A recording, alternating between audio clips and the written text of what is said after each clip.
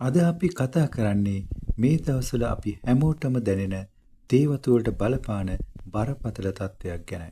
දිට්වා සුලිකොනාටුවත් සමග අපට ලොකු වර්ෂාවක් ලැබුණා මතක ඇති. ඒත් දැන් ජනවාරි අග වෙද්දී ඒ වැස්ස සම්පූර්ණයෙන්ම අඩු වෙලා තමයි තියෙන්නේ.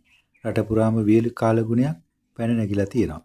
මේකෙන් වැඩිපුරම පාර කන්නේ කවුද කියලා දන්නවද? තේ වගාවෙන් ජීවත් වෙන ජනතාව තමයි ඒ තත්ත්වයටපත් වෙලා තියෙන්නේ.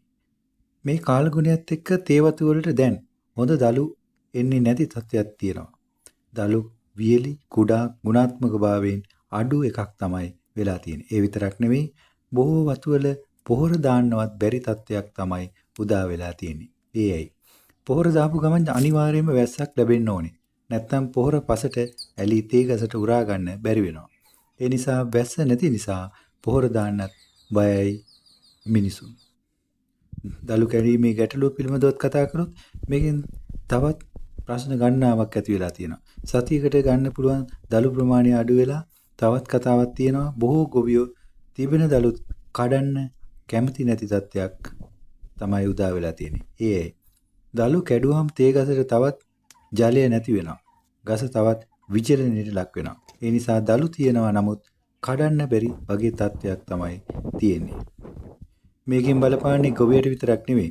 ඊඩම් හිමියන්, දලු කඩන්නන්, ෆැක්ටරි කරුවන්, ප්‍රවාහන කාර්ය මණ්ඩලය මේ හැමෝටම ආදායම් මාර්ග අවහිර වෙලා තමයි තිබෙන්නේ. තේ කර්මාන්තය කියන්නේ ලක්ෂ ගණනක් ජනතාව රැකෙන කර්මාන්තයක්. ඒක මේ විදිහට ගියොත් තවදුරටත් කඩා වැටෙන්න අවදානමක් තියෙනවා. නමුත් ටිකක් හොඳ පුවතක් තිබෙනවා.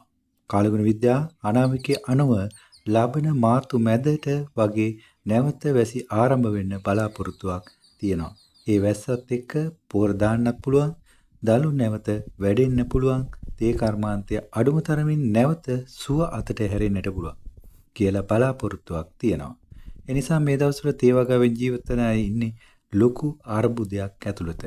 අපි හැමෝම තේ බොන වෙලාවට මේ தත්ත්වය මතක තියාගන්න ඕනේ. ඔබගේ අදහස් මොකක්ද කියලා කමෙන්ට් සෙක්ෂන් එකේ දාන්න. මේ වියලි කාලගුණය තේ කර්මාන්තයට කොච්චර බලපායිද කියලා ඔබට හිතනවාද? කමෙන්ට් කරන්න කියලා කියනවා. මේ වගේ තොරතුරු තවත් අයට අහන්න කැමති නම් channel එක subscribe කරන්න, වීඩියෝ share කරන්නත් උනන්දු වෙන්න. අපි නැවතත් ඊළඟ වැඩසටහනින් හමු වෙමු. ස්තුතියි.